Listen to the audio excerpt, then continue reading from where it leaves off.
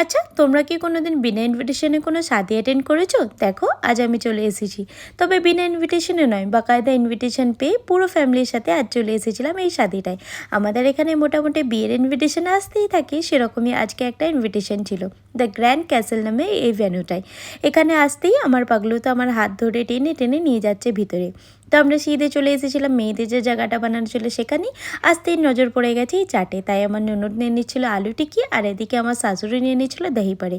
আর আমিও তারপর কিছুটা চাউমিন নিয়ে তিনজনে মিলে চলে এসেছি এখানে খেতে। এখানে আমাদের দেশের মতো সিট অ্যারেঞ্জ করা থাকে না, মানে থাকে ছোট ছোট টেবিল বানানো থাকে, বাট সেখানে জায়গা মেলা একটু মুশকিল। তাই আমরা সিটের আশা ছেড়ে দিয়ে ছোট্ট মতো একটা জায়গা দেখে সেখানেই তিনজনে দাঁড়িয়ে লেগে গেছি এখন খেতে।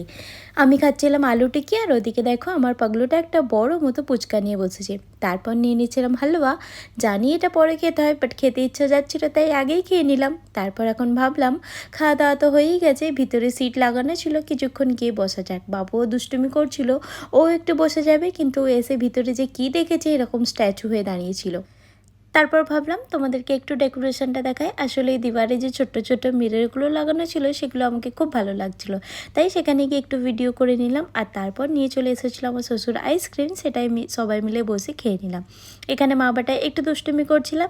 তারপর ননদ ভাবিতে ক্যাটওয়াক করতে করতে যাচ্ছি এখন মেন কোর্সের দিকে। আর এদিকে দেখো আমার পাগলা একটা লম্বা দৌড় মেরেছে, কারণ ওর আব্বু সেখান থেকে ডাকছে, তাই ও ছুটে চলে এলো। এখানে এসে আমাদের জায়গা মেলেনি, তাই এখানে বসে বসে বিরিয়ানি খাচ্ছিলাম।